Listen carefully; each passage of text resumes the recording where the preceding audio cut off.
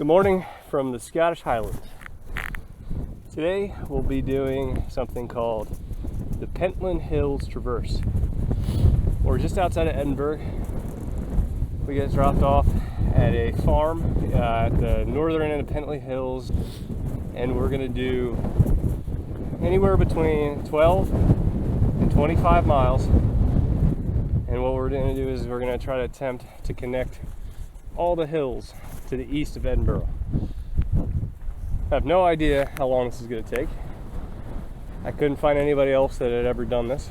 So basically it looks like you link together a bunch of farms and ridges, and we'll see. So should be an awesome day. So far temperature is like, it's only in the 40s, but probably a 45 mile an hour wind.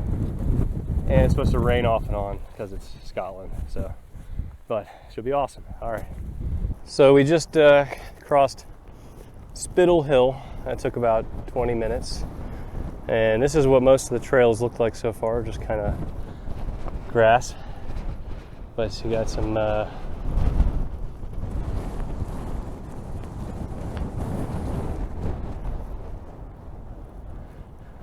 pretty amazing views, even though the weather's terrible.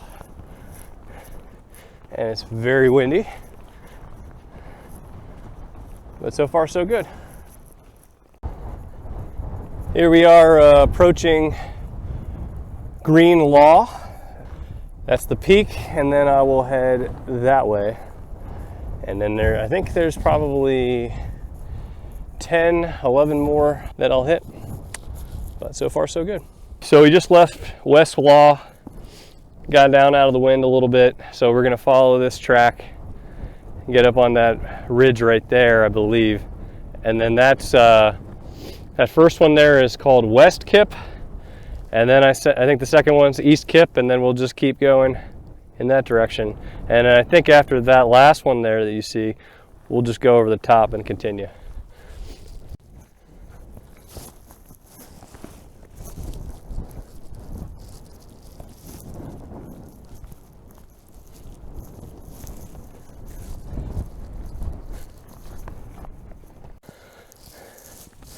So this is West Kip right in front of us. Turns out it just goes straight up the hill. Nice, super steep, grassy hill. And you can see, came from over there. So far so good. And just go up this Stairmaster.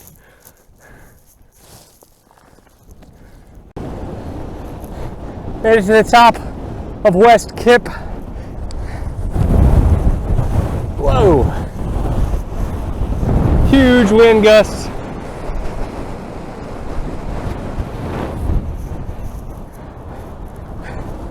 Yeah, let's get down from here. But pretty good.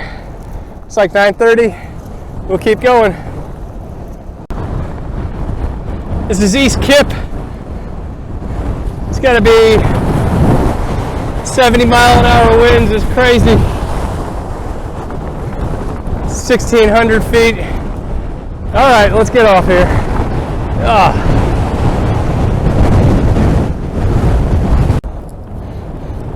Made it to the top of Scald Law, 1,900 feet. Still dealing with 50 mile an hour winds. And can't see anything. So we're just about to reach or start the climb of Carnethy Hill. That'll be about 1,800 feet.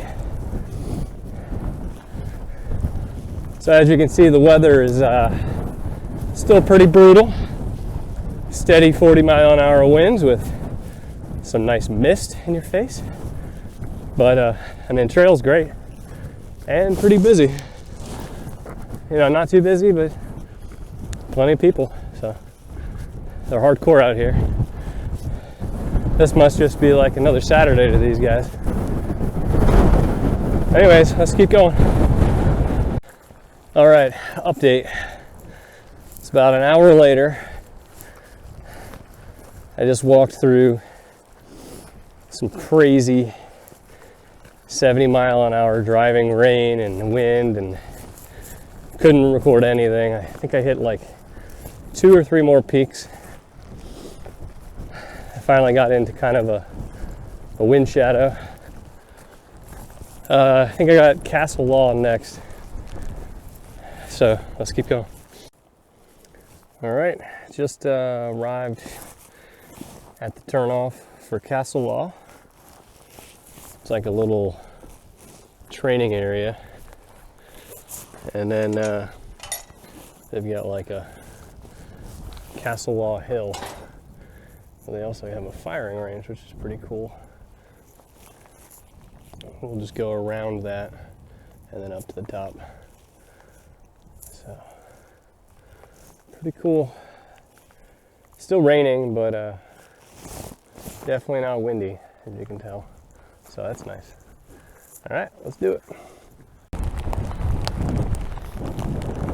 Oh, no big deal. Just hanging out on a sheep farm in Scotland.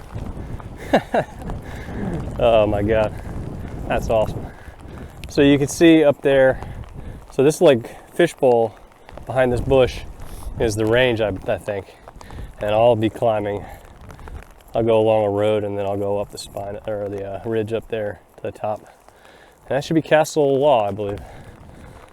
All right, let's keep going. All right, update. We're 4 hours in. We've got about 10 miles. We actually had to turn around because we walked into the military base and all the range flags were up. So we had to backtrack about a mile. That sucked. But on the way up Castle Law, we'll see how it goes. Just reached the summit of Castle Law. It's too windy to stay up there. Probably like 60-mile-an-hour winds again. It's crazy.